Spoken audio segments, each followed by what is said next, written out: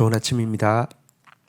여호수아서 5장 1절에서 9절 말씀 보도록 하겠습니다. 1절 요단 서쪽에 아모리 사람의 모든 왕들과 해변의 가나안 사람의 모든 왕들이 여호와께서 요단 물을 이스라엘 자손 앞에서 말리시고 우리를 건너게 하셨음을 듣고 마음이 녹았고 이스라엘 자손들 때문에 정신을 잃었더라. 자, 이스라엘 백성들이 요단강을 마른 땅으로 건넌 이 사건은요, 요단 서편에 살고 있던 가나안 사람들에게는 마치 최후의 방파선이 무너진 것과 같은 사건이었습니다. 이 때문에 아직 전쟁 시작도 하지 않았는데 그들의 마음은 이미 녹았고 그들의 정신은 이미 잃어버렸음을 성경은 이야기하고 있습니다. 근데 이 가나안 백성들의 상태가 사실 영적 전쟁 가운데 사단의 전황을 잘 보여주는 것입니다. 예수 그리스도의 십자가 사건으로 말미암아 사망이 무너져 버렸습니다. 또 사망을 상징하는 요단강이 갈라져 버렸습니다. 이 때문에 사탄은요 최후의 방어선마저 무너져 버렸기 때문에 이미 마음이 녹았고 정신을 잃은 상태에서 우리와 싸우고 있습니다. 우리에게 남아있는 것은 예수 그리스도의 이름으로 승리를 쟁취하는 것밖에 없습니다. 우리야말로 가장 호전적입니다. 빛이 어둠을 이기지 어둠이 빛을 이길 수 없습니다. 우리는 빛의 군대입니다. 우리가 사단을 위협하지 사단이 우리를 위협할 수 있는 존재가 아닙니다. 이 사실을 알아야 합니다.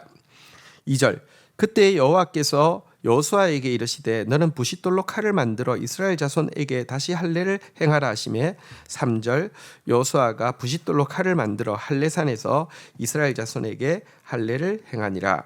4절 여호수아가 할례를 시행한 까닭은 이것이니 애굽에서 나온 모든 백성 중 남자 곧 모든 군사는 애굽에서 나온 후 광야길에서 죽었는데 5절 그 나온 백성은 다 할례를 받았으나 다만 애굽에서 나온 후 광야 길에서 난 자는 할례를 받지 못하였음이니라. 자, 하나님께서 이제 이 가나안 땅에 도착한 이스라엘에게 처음 명령하신 명령은 할례를 시행하라는 것이었습니다. 할례는 언약 백성의 외적인 표시죠. 다시 말하면 이제 너희가 언약 백성임을 분명히 하라라는 명령이었습니다. 사실 이스라엘 백성들이 40년 전에 출애굽할 때에 하나님께서 할례를 행하게 하셨는데요. 그때 이후로 지금까지 할례가 없었습니다. 이것은 출애굽할 때에 있었던 사람들은 지금 특별히 이제 군사로 참전하는 성인들은 다 죽었잖아요, 그죠? 그러면 성인이 아닌 아이들은 할례를 받았지만 그곳에서 태어난 아이들은 아무도 할례를 받지 못했었는데요. 지금 40년 동안 할례를 하지 못했던 것은 그들이 게을러서 못한 것이라기보다는 하나님으로부터 불순종한 이스라엘 백성들, 방황하고 있던 이스라엘 백성들은 할례를 행할 수 있는 그 특권을 잃어버리고 있었던 것입니다. 징계의 기간이었기 때문입니다. 그런데 지금 다시 할례를 행하라고 하는 것은 이제 그 징벌의 시간이 끝이 났고 언약이 회복될 시간이 되었다라는 중요한 상징입니다. 하나님의 위대한 구원 역사에 앞서서 선행해야 할 것은 하나님과의 언약 관계의 회복이죠. 신자는 무언가 하나님을 위해서 위대한 일을 이루는 것보다 먼저 하나님과 위대한 관계를 회복하는 것이 더 중요하다는 사실을 꼭 기억해야 할 것입니다. 이어지는 내용을 좀 보도록 하겠습니다. 6절 이스라엘 자손들이 여호와의 음성을 청종하지 아니하므로 여호와께서 그들에게 대하여 맹세하사 그들의 조상들에게 맹세하여 우리에게 주리라고 하신 땅 곧 젖과 꿀이 흐르는 땅을 그들이 보지 못하게 하리라 하시며 애굽에서 나온 족속 곧 군사들을 다 멸절하기까지 40년 동안 광야 길을 헤매었더니 7절 그들의 대를 잇게 하신 이 자손에게 여호수아가 할례를 행하였으니 길에서는 그들에게 할례를 행하지 못하였으므로 할례 없는 자가 되었습니다. 읽은 내용에 분명히 나오는 대로 할례를 받지 못한 것은 하나님께서 내리신 그 징계였음을 보게 됩니다. 사실은 가나안 땅을 차지하는 것보다 더 중요한 것은 하나님과의 언약 관계가 회복되어지는 것이죠. 하나님의 언약 백성이면 하나님께서 주신 언약의 땅은 동반되어서 따라오는 것입니다. 하나님의 언약 백성이 아니고 하나님과의 언약이 회복되지 않았는데 땅이 그냥 올 수는 있지만 그거 온전한 축복이 되지 않는다는 거 기억해야 될 것입니다. 마지막으로 8절 9절입니다. 또 그 모든 백성에게 할례 행하기를 마침에 백성이 진중 각 적소에 머물러 낫기를 기다릴 때의 9절, 여호와께서 여호수아에게 이르시되 내가 오늘 애굽의 수치를 너희에게서 떠나게 하였다 하셨으므로 그곳 이름을 오늘까지 길갈이라 하느니라. 자, 그런데 한 가지 생각할 일이 있습니다.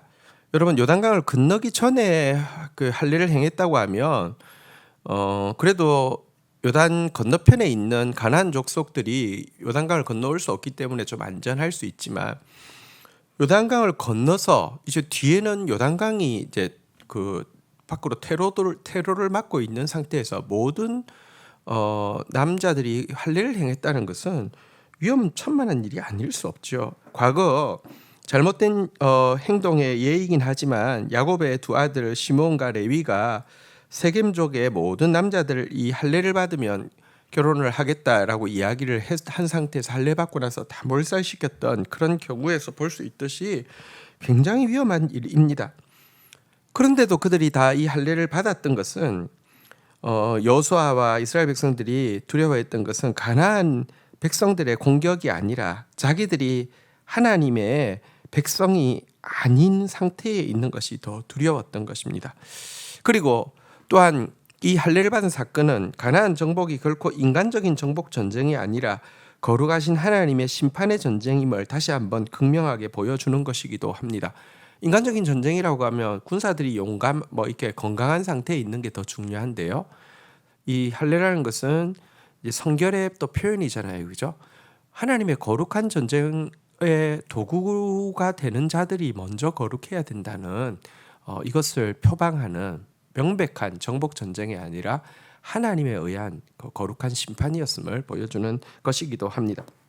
한편 이스라엘 백성들이 할례를 받고 고통스러워서 뒹굴고 있을 때 하나님은 이 모습에 대해서 너무너무 기뻐하시면서 그들에게서 이제 애굽의 수치가 굴러갔다라고 이야기하시며, 굴러갔다는 뜻으로 길갈이라고 말씀하셨습니다. 애굽의 수치가 굴러갔다라는 것은 애굽 사람들이 출애굽한 이스라엘 백성들을 조롱하는 내용이었죠. 하나님이 너희 구출해 내시더니 너희 광야에서 죽이려고 구출해 내셨나 보다, 이런 조롱이 여러분 이제 그들이 할례를 받음으로 말미암아 언약 백성이 되어짐으로 말미암아 그 수치가 다 사라지게 되었다, 이렇게 이야기를 하고 있는 것입니다. 하나님은 사실 그 할례가 또 상징하는 이 마음의 포피를 베는 것, 상한 심령으로 하나님 앞에서 신음하는 자들에게 애굽의 수치를, 하나님이 너희를 버렸다라고 하는 이 수치가 굴러가게 하시고 하나님이 우리의 하나님이신 것을 기뻐하심을 드러내신다, 이런 의미도 가지고 있습니다. 주신 말씀 붙잡고 기도하며 나가도록 하겠습니다. 하나님께서 당신의 아들을 보내셔서 죄와 사망의 권세를 십자가로 깨뜨리심으로 말미암아 사단은 지금 하나님 앞에서 마음이 녹았고 또 우리 앞에서 정신을 잃은 상태임을 고백합니다. 이 전쟁은 승리할 수밖에 없는 위대하신 예수의 전쟁입니다. 빛의 군대로서 빛을 선포하면서 나아가는 저희들 되어지도록 은총을 베풀어 주시기를 간절히 간구하고 소원합니다.